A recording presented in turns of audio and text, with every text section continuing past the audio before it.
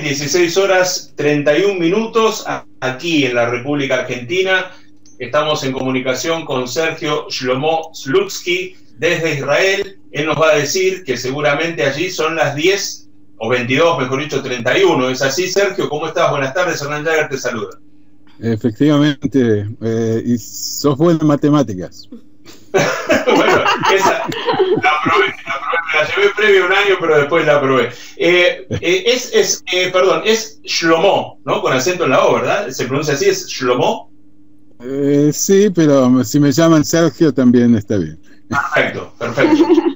Entonces te vamos a llamar Sergio. Sergio, a ver, yo tengo el dato que vos te fuiste a vivir a Israel en 1976. ¿Es correcto? Efectivamente. ¿Vivís en Israel? Sí, perfecto. Sí, yo desde el 76, desde los 20 años vivo acá en Israel. Muy bien. ¿Y viajás con frecuencia a la Argentina? Sí, la verdad que sí. O sea, todo el tiempo que no hay pandemia, viajo en general, sí. Por lo menos una vez por año. Digamos, se dio que por cuestiones, o sea, yo fui durante décadas también corresponsal de medios argentinos, de Página y también de Clarín, o sea, uno primero y después el segundo, y también, pero también en los últimos 20 años hago películas documentales que muchas de ellas tuvieron que ver con, de alguna manera, con la Argentina, así que viajé bastante para filmar. Antes de entrar de lleno en la película en sí, en tu trayectoria cinematográfica, que es muy rica, por cierto, y en el documental sobre todo, y en los temas que has abordado, te quiero preguntar, es una pregunta casi de periodista, investigador periodista, como más te guste, ¿cómo está la situación de la pandemia hoy en Israel? ¿Cómo está? ¿Vos estás en Tel Aviv? Yo estoy en Tel Aviv, la situación, digamos, está mal, digamos, hemos pasado de ser un país, o sea, está mal, pero tiene que ver con el gobierno, o sea, y no es una protesta la que estoy haciendo ahora como, digamos, la protesta antipandémica que hay en la Argentina. Eso tiene que estar bien claro. Acá tenemos el primer ministro Benjamín Netanyahu es una persona que está ahora inculpada, tiene que ser procesada por tres acusaciones de corrupción graves en el mes de diciembre, y bueno, y él está tratando de hacer todo tipo de cosas como para no llegar a juicio. Y entonces de repente ahora estamos, no está claro al público, a la población, qué decisiones se toman, porque realmente hay que tomarlas porque es una cuestión de salud, y qué decisiones son políticas.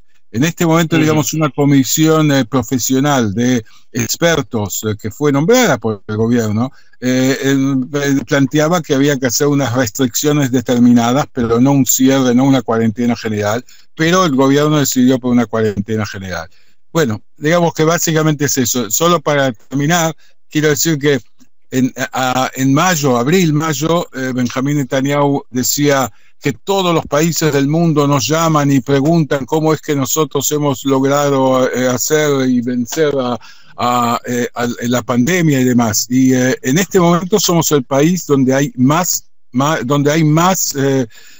contagios por 1.000 personas. O sea, la verdad que es un récord pasar de un lado para el otro, pero bueno, pero digamos que eso es otra película.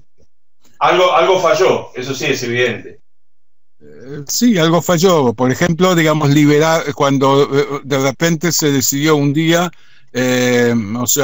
Netanyahu quería formar gobierno. En el momento que formó gobierno estábamos en cierre, cuarentena, y de repente un día para el otro dijo, bueno, ahora salgan a festejar, terminamos todo, como si fuese que no pasa nada. Entonces, a la semana siguiente había empezado de vuelta los contagios, las escuelas que tendrían que haber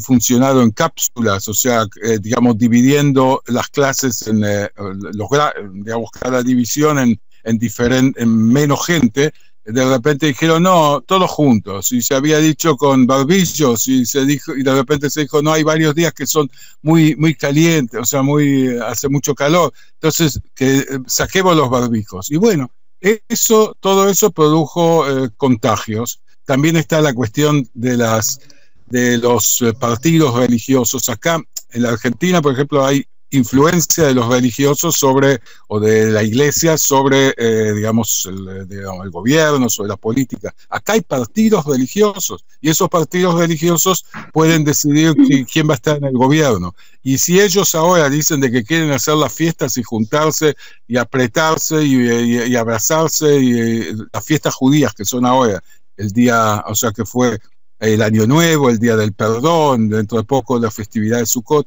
bueno, pero de vuelta, o sea, me parece que podemos hacer otra entrevista específicamente sobre el tema si salvamos esta pandemia, o perfecto. Aunque no. Quedó clarísimo, Sergio, quedó clarísimo. Antes entonces de entrar de lleno en este documental, cuyo título es Perón y los judíos, ¿sí? Y que tiene un subtítulo, ¿no? Que es Gorila, admitilo, tu viejo era un gorila. Ahora vamos a entrar de lleno en esto. Le aclaramos a la gente que este documental ya desde este viernes 25 de septiembre se puede ver en Cinear Play, está en la plataforma en forma gratuita hasta el jueves 1 de octubre. ¿Sí? Después, a partir del 8, va a estar en alquiler, como dice Salerno, por unos caramelos, menos que unos caramelos, ¿no, Salerno? Pues son sí, pesos, sí, ¿no? Por supuesto. Bueno. Por 30, miren, por 30 pesos les ofrezco que 5 personas lo vean en una casa. Pero no se junten familias, les pido, no. Pero si viven 4 o 5 personas, por 30 pesos tienen la película. Ahí está. ¿Qué tal? Nadie puede resistirse a la oferta de Sergio. Bien, dicho esto, voy a hacer una aclaración de tipo intelectual. Porque merece ser así. Además hay muchos compañeros míos y conocidos que me están escuchando. Yo soy historiador y formo parte del programa de estudios históricos del peronismo aquí en la Universidad Nacional de 3 de Febrero. Lo conozco a Ranan Rein, al doctor Ranan Rein, de hace muchísimos años. Así que dicho esto, porque hay que aclararlo, porque corresponde, por lo menos de mi parte, intelectualmente aclararlo, ahora sí, entonces formalmente le pregunto a Sergio Slutsky. Sergio, ¿qué estuviste buscando con esta película? ¿Cuál fue la idea de este documental? ¿Qué era lo que querías buscar? Vamos a hablar de lo que encontraste, de lo que no encontraste, de lo que vos quieras contar, y que la gente lo descubra, por supuesto. Pero ¿qué te movió a hacer este documental? Mira, o sea, de hecho, todo empezó con una especie, digamos, de chicana, o sea, que hubo gente, amigos míos, kirchneristas, peronistas de izquierda, llamémosle, o sea, que en determinado momento que había un enfrentamiento entre la dirigencia comunitaria judía y el gobierno de Cristina, estoy hablando 2014 más o menos, entonces empezaron a decir, bueno, los judíos vuelven a ser como gorilas como en los 40-50 y siempre gorilas, entonces, y yo le digo, pero escúcheme, no se puede generalizar, o sea, los judíos, o sea, mi viejo era un tipo progresista, un tipo que estaba a favor de los derechos civiles, humanos, de los trabajadores. Él apoyó las reformas que se hicieron en la época de Perón, apoyó, por supuesto, el voto de la mujer. Lo que pasa es que no tenía el carnet peronista. Ahora, ¿eso lo hace gorila? O sea, ¿acaso gorila no es una persona que está a favor del golpe, que está a favor de los explotadores y demás? Entonces ahí es donde yo escuché algo parecido a admitilo, o sea, o gorila, admitilo, de tu viejo era un gorila. Y bueno, entonces yo ahí me decidí, o nos agarramos a las trompadas. Entre paréntesis, yo soy bastante grandote, así que puede ser que hubiera ganado. Pero yo decidí, hagamos una película, y entonces quizás no le ganamos a otro, sino ganamos a gente para que entienda mejor cómo era la situación y cuál era el contexto en el cual muchos jóvenes progresistas judíos, como mi viejo, no adherían a Perón. O sea, ¿por qué tenían un cierto temor, resquemor a Perón? Por, digamos, el contexto que estábamos viviendo en esos años. Y bueno, entonces, de hecho, de esta manera también quería conocer un poco más a mi padre y su circunstancia, y quería ver un poco, digamos, qué fue lo que pasó en ese momento. Si después puedo brindar algo también con la película, digamos, siempre, digamos, lo que quiero hacer yo con mis documentales es que también sirvan para algo, ¿no? O sea, y entonces me parece a mí que este documental tiene un sentido en ese sentido. Sergio, en general yo trato, por lo menos cuando veo un documental que realmente vale la pena, y Perón y los judíos vale la pena, y no te digo cómo, y seguramente al interior de los que estudiamos el peronismo va a ser tema de debate seguramente, pero digo además que es de visión obligatoria en los colegios, ¿sí? Yo cuando veo un documental de este tipo digo, este documental, Perón y los judíos, tiene que ser de visión obligatoria en los colegios. De hecho lo voy a proponer porque me parece que todos aquellos chicos que estudien este periodo tienen que conocerlo, ¿sí? Está muy bien abordado, esto es un comentario mío y lo firmo yo, así que no hago cargo a nadie, es un comentario que yo suscribo. Desde mi punto de vista, cinematográficamente lo puede opinar Susana Salerno, que es la que entiende de cine. Yo puedo opinar desde el punto de vista histórico. Primero porque lo que hace Sergio es buscar dentro del tema un arco muy, muy amplio, ¿sí? Es decir, ustedes van a ver entrevistas, a Ranan Rein, obviamente, que es un especialista que escribió más de 40 libros sobre el peronismo solamente en diferentes idiomas. Lo van a ver a Juan José Sebrelli, un intelectual de derecha, él mismo, ojo, no lo digo yo, él se autodefinió como antiperonista. Van a ver a Alberto Mangel, que hasta no hace mucho tiempo tuvo un paso en el gobierno anterior medio caótico, ¿no? Por la Biblioteca Nacional. Creo que son sus hermanos, ¿no? Sergio, corregime vos si me equivoco, John sí, y Mike son hermanos de él, ¿no? Son los tres hermanos. Son los tres hermanos. Que son los hijos del primer embajador en Israel que nombró Perón. O sea, exactamente. Sí. Exactamente. Así que, bueno, y serán situaciones muy interesantes. Yo no les voy a spoilear porque sería una ridiculez, véanlo, pero es muy interesante, por ejemplo, esa charla que da Ranan, ¿no? Y el tema de, ¿no? Como ahí, bueno, se produce ¿no? Medio como una aspereza, si se quiere, ¿no? Llamar así, ¿no? Con respecto al tema. Pero, en definitiva, yo lo que les digo es, en principio, véanlo y traten de verlo. Yo sé que es muy complicado, ¿no? La palabra objetividad en las ciencias sociales es una palabra que a nosotros se nos complica mucho. Pero traten de ser lo más objetivo que se pueda al momento de verlo. Y que no les pase lo que le pasó a Sergio, ¿no? Que lo tildaron a su padre de gorila, ¿no es cierto? Por no adscribir en su momento al peronismo. ¿Cómo llegaste, Sergio, a Ranan?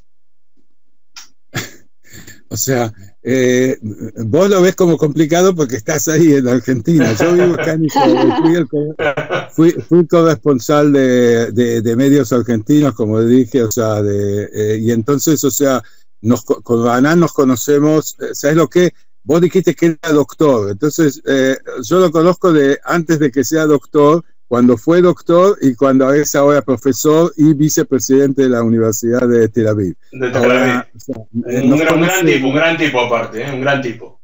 Nos conocemos bien y digamos, si yo conozco sus ideas con las cuales, digamos, aprendí mucho de él y tengo pero tengo algunas reservas. ¿Y cuál es la reserva?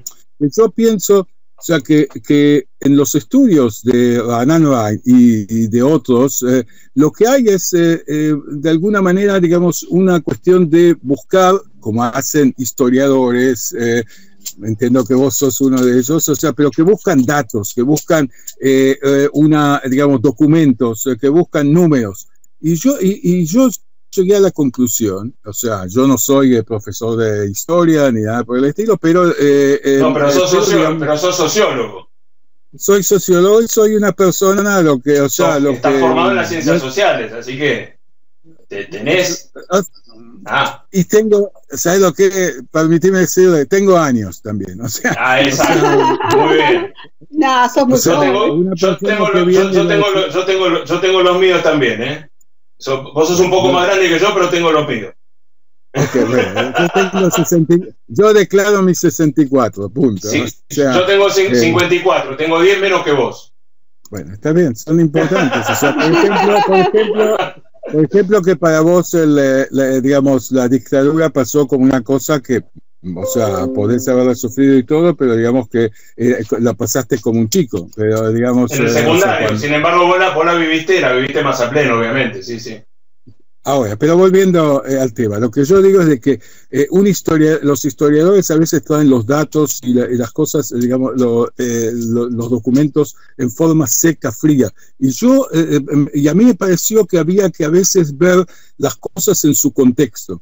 O sea, mira, Hernán Rhein puede demostrar y demuestra que Perón no era antisemita, o sea, que digamos que cuando uno toma los 10 años digamos, del 45 al 55, Perón no fue antisemita, no fue anti-israelí, al contrario, a veces fue pro-israelí, pro-judío, digamos, y no fue pro-nazi y demás. Ahora, todo eso está demostrado en documentos. Pero ahora yo quiero hacer, digamos, proponer una cuestión. Por ejemplo, supongamos que cuando nosotros nos dicen 17 de octubre de 1945, cualquier persona argentina va a haber pensado en la gesta popular o sea, de la liberación del líder popular por la clase trabajadora que él defendía sus derechos. Digamos que se puede ver así, ¿no es cierto? Ahora, pero imagínense que hay unas personas que son judíos en el 11, que tienen su pequeño negocio. Ellos no explotan a nadie, ellos mismos son los que llevan los rollos de tela sobre el hombro o en una carreta de un lugar al otro. Ellos no, o sea, son gente trabajadora. Ahora, un día, de casualidad, 17 de octubre de 1945, de repente llegan miles y miles y miles de personas que manifiestan, gritan y todo eso, y unas cuantas que de casualidad son de la Guardia Restauradora Nacionalista, que era un grupo súper católico, o sea, racista, antisemita y demás. Fascista, se puede decir. Y entonces, digamos, si esta gente agarran y hacen, digamos, destruyen algunos negocios y ponen algunas pintadas como un judío bueno es un judío muerto, o haga patria más que un judío. Ahora, no son muchos, son pocos, pero imagínense que esos judíos y su alrededor y la gente del 11, ¿cómo vive? O sea, ¿cuál es el recuerdo que le queda del 17 de octubre de 1945? O sea, lo que yo digo de que hay que ver las cosas en contexto. Perón llegó, o sea, puede ser que, digamos, Perón venía con otra concepción, pero él llegó a la Argentina, llegó a la Argentina, a ser conocido en la Argentina en el 43, ¿no? Con el GO, el Grupo de Oficiales Unidos y el golpe militar. Ahora, pensemos, ¿no?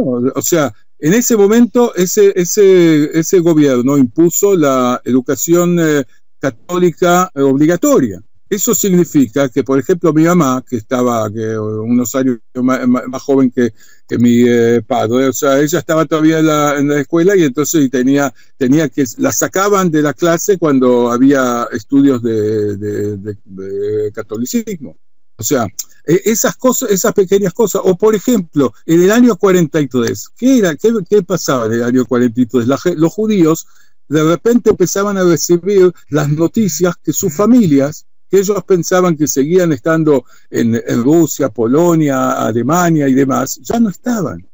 Y ahora, o sea, ¿cómo puede ser la sensación cuando, digamos, está en un gobierno que, sabiendo eso, no corta las relaciones? Yo puedo entender la explicación que finalmente hubo otros países que no rompieron y que fue el interés de la Argentina, que tampoco gobiernos anteriores rompieron las relaciones.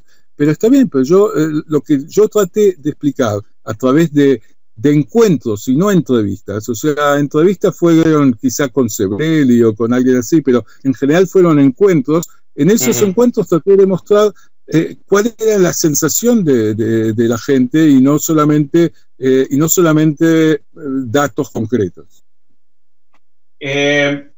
Sergio, yo entiendo perfectamente lo que estás diciendo. Es más, gran parte de lo que estás diciendo lo comparto, porque además fueron vivencias, es decir, lo que vivió tu padre, lo que te contó tu padre y demás, y es así, y él lo vivió, es decir, más allá del dato duro, ¿no? Y demás, es así. Y a ver, ojo, que se entienda bien, por eso quise despegarme, pero quise decirlo de entrada. Yo, cuando estoy hablando con vos, no estoy defendiendo ninguna posición. Por eso dije, estoy tratando de ser lo más objetivo posible, entiendo lo que estás diciendo vos y creo que va en ese sentido. Es más, el documental, creo que, vuelvo a repetir, muestra un abanico amplio en el cual uno puede ver testimonios de gente de judíos que estuvieron a favor, en ese caso y en su momento, o hijos o lo que sea, ¿no? En ese momento del Perón y del peronismo, y otros que estuvieron en contra. Yo recuerdo que Ranan, en Los muchachos judíos peronistas, él hace una diferencia muy interesante entre lo que era el establishment judío, ¿no? Que era claramente, o por lo menos en cuanto a los documentos que él trabajó, claramente antiperonista, y otra parte que tenía más que ver con los obreros, con los industriales, con los comerciantes, que eran por ahí más a favor del peronismo, ¿no? No sé si eso o sea, te quiero decir algo, o sea, en parte es así, pero por ejemplo, el presidente de la DAIA, o sea, que es la organización, o sea, en determinado momento el presidente de la DAIA se afilió al partido, o sea, y después otra cosa, dentro de la comunidad judía en ese momento había más o menos un 40% que estaba afiliado más para el lado de los comunistas, o sea, del Partido Comunista, o si no el Partido Comunista, el grupo, lo que era, digamos, el IKUF. El IKUF era el grupo judío ligado al Partido Comunista. Ellos habían, en elecciones dentro de la AMIA, habían recibido más del 40%. Ahora, estos sí fueron una competencia. O sea, Perón sí veía en los comunistas una competencia a sí mismo, o sea, al peronismo. O sea, y sí los veía, y sí en determinado momento aprovechó ciertas circunstancias de persecuciones en Rusia, Checoslovaquia, como para incitar a que, o sea, que quien no... que todas las organizaciones judías tenían que agarrar y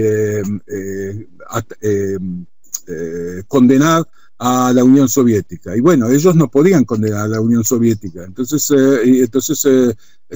no por casualidad hubo tantos presos políticos, o sea, más o menos un tercio de los presos políticos en esa época eran judíos y estaban ligados al Partido Comunista. O sea, de vuelta, si me preguntan a mí, hacer un resumen y decir Perón estuvo a favor o en contra, cuando haces, digamos, un balance total, entonces yo digo, Perón ofreció cosas a los judíos, trató de ganarse a los judíos de todo tipo de maneras, ofreciendo de que tengan diputados, o sea, tratando de que tengan diputados, de que tengan que tengan representación, o sea, de ayudar. Respecto de Israel, mandó, o sea, Eva Perón colaboró como para que lleguen ahí ayuda de la Fundación Eva Perón en el momento que había una gran inmigración a Israel de gente que venían del Holocausto, o sea que unos años atrás estuvieron en el Holocausto y estaban dando vueltas y llegaban a Israel, y ella ayudó en ese sentido. También se ayudó en un plan económico, no un plan económico, un acuerdo económico entre los dos países que era claramente favorable a Israel. O sea, Israel supuestamente compraba carne a la Argentina, pero pero en vez de pagar con dólares, la comunidad judía daba donaciones, con esas donaciones se compraba la carne y se mandaba a Israel. Ahora, evidentemente que eso no era un acuerdo común, porque la Argentina necesitaba dólares, pero Perón, la Argentina de Perón pensó que en ese momento era importante llegar, o sea, estar en buenas relaciones con Israel, quizás estar en buenas relaciones con los judíos norteamericanos y demás.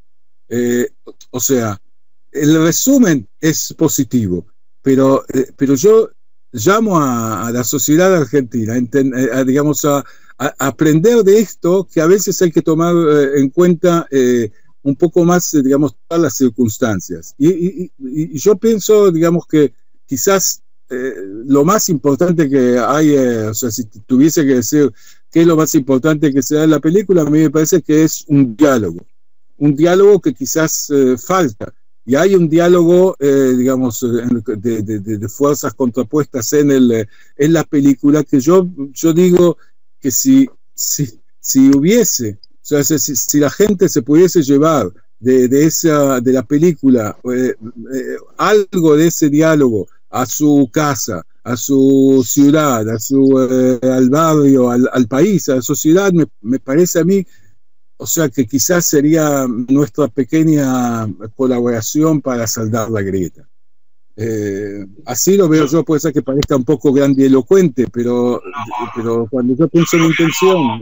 No, yo creo que perdóname, Sergio, que te interrumpa, todo lo contrario. Yo creo que es a lo que aspiramos muchísimos argentinos.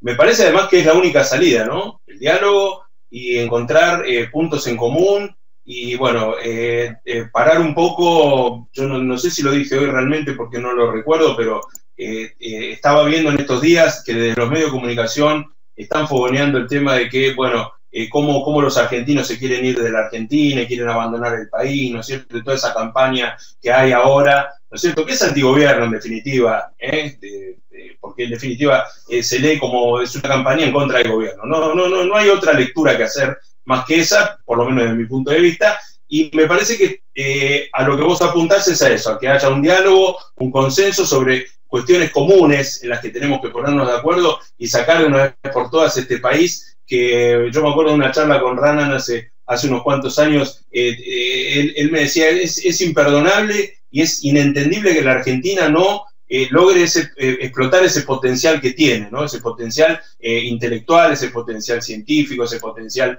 productivo, ¿no? Creo que tu mensaje va en ese sentido, no sé si estoy equivocado. O sea, evidentemente que sí, efectivamente ese es el mensaje, y yo, o sea, pero quiero decir algo más, y disculpen. No, por favor. O sea, si opino algo sobre la política argentina, pero yo tuve, o sea, más allá que, digamos, de seguirlo al presidente Alberto Fernández, o sea, tuve la oportunidad de encontrarme con él en Israel cuando estuvo por el tema del 75 aniversario del Holocausto, o sea, que estuvo acá el 23 de enero, en enero. O sea, ni bien al mes de entrar al cargo, entonces se agarró, interrumpió varios días y se vino para acá. Y acá yo les puedo decir que tuvimos un diálogo, un grupo de personas que somos familiares de desaparecidos en la Argentina, y entonces y tuvimos un diálogo con él, y yo les digo, o sea, a mí me parece que la verdad que buscar que alguien hoy en día piense, digamos, agarrar y buscar un enfrentamiento con una persona así, que me parece que más allá de todo es una persona dialoguista. La verdad que hay que tener mucha mala leche, disculpando la expresión, o sea, porque realmente me parece que es una persona que, digamos, que trata sí de escuchar al otro y sí de entender, pero hay que gobernar también. Y entonces, o sea, y realmente cuando, me acuerdo que al principio de la pandemia, o sea, cuando hubo un momento en que varios senadores y diputados radicales se juntaron con Alberto Fernández y le dijeron, en este tema usted es el capitán, y nosotros vamos detrás suyo. Y yo me dije, bueno, acá vino el Mesías.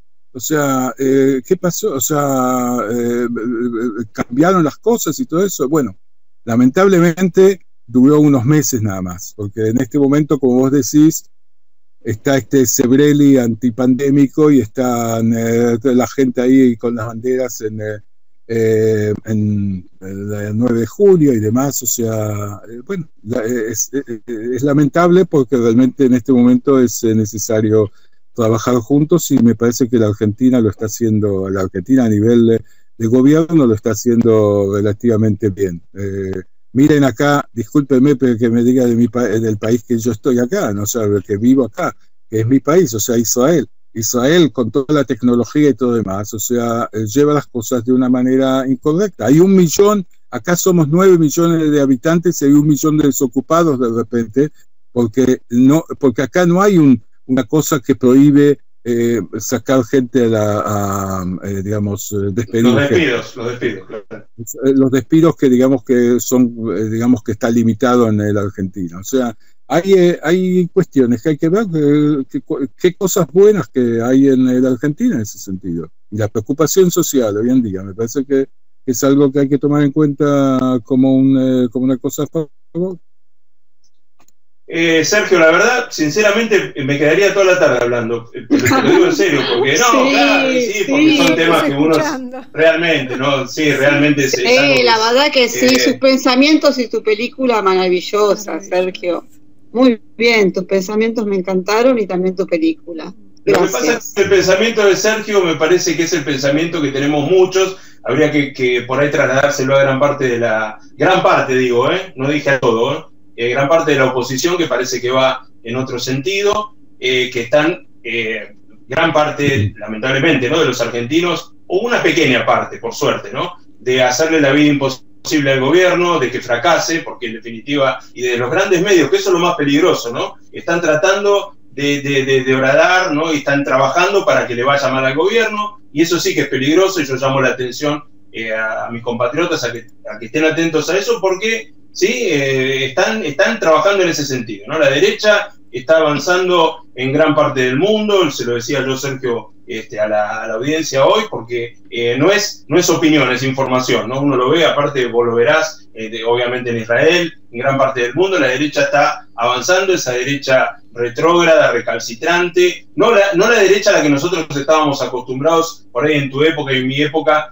sí, a debatir, ¿no? Esa derecha inteligente, esa derecha intelectual que la tuvo en su momento, ¿no? Ahora parece que hay una derecha muy reaccionaria, ¿no? Muy que como que todo, no, o sea, la vida no vale nada, ¿no? Como que solamente la economía, bueno, nada. Te dejo el cierre para vos, Sergio.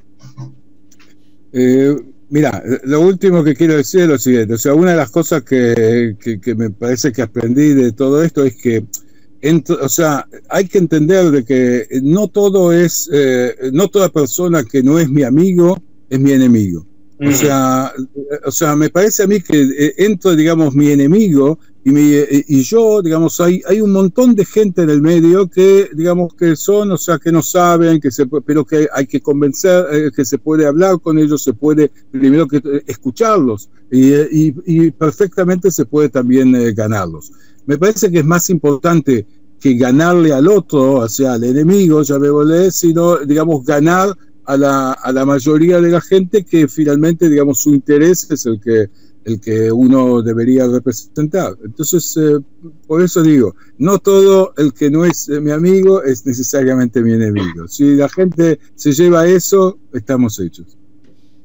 Absolutamente de acuerdo, no es mi enemigo, sin embargo está por ahí, en mi pensamiento, en mi forma de ver el mundo, en mi ideología está del otro lado, ¿no? Pero no es mi enemigo, ¿sí? Es mi competidor, o en política, ¿no? Digo, mi contrincante, pero no es mi enemigo, no es aquel que hay que aplastar, que hay que tratar de derrotar, ¿no? Cuando yo decía recién, Sergio, que veo, lamentablemente, un discurso de la derecha, hablo de la Argentina ahora particularmente, ¿no? Desde esa derecha más, vuelvo a insistir, el recalcitrante, ¿no? Es un concepto que me gusta, ¿no? Recalcitrante porque se oponen y no se sabe a qué se oponen a veces, ¿no? Entonces, eso sí, eso me molesta, porque están, ya cuando uno ve marchas, como vos lo comentabas recién, anticuarentena, como vos veías desde allá, desde Israel acá, quemando barbijos, ¿no? Y todo ese tipo de cosas, donde uno ya, hasta allá se empieza a replantear el tema de la humanidad, ¿no? Ya pasa por otro lado, ya no pasa por la cuestión ideológica o política o partidaria, ¿no? Sino pasa por la humanidad, no en respetar al otro. Entonces a eso me refería, Sergio.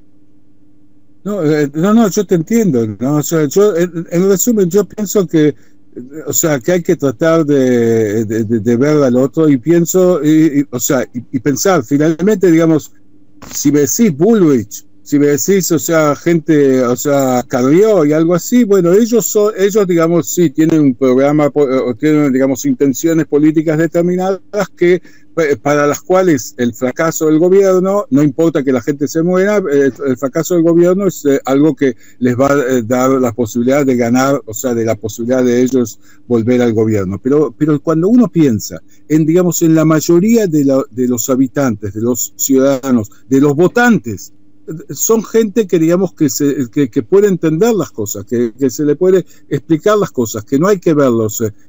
Y yo voy a decir una cosa, o sea, en el año 2015, o sea, cuando yo lo veo un poco de afuera, yo digo, las elecciones se perdieron por 2%, o sea, las perdió Daniel Scioli por 2%, ¿no es cierto? Ahora, ese 2% quizás fueron gente que estaban en el medio, que quizás, o sea, si no las hubieran retado y no las hubieran maltratado, puede ser que, digamos, no hubieran votado para el lado de Macri. O sea que a veces hay que pensar también cómo se habla con la gente, cómo se escucha a la gente, y me parece que eso también da resultados a nivel político. Absolutamente de acuerdo. Estoy de acuerdo, vamos en esa línea.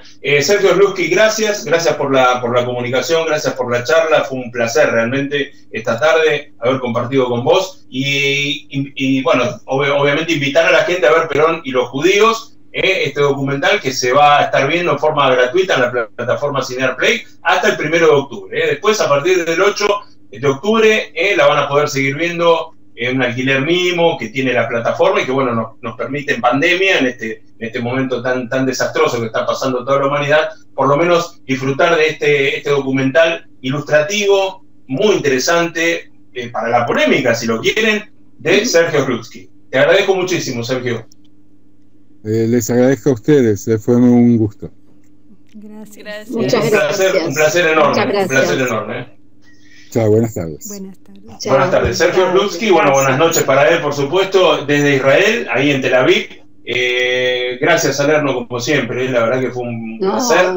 Tenía que hacer la aclaración por tema de honestidad intelectual antes de comenzar la nota, de mi trabajo y de mi pertenencia a un grupo de investigadores de historia del peronismo. Así que bueno,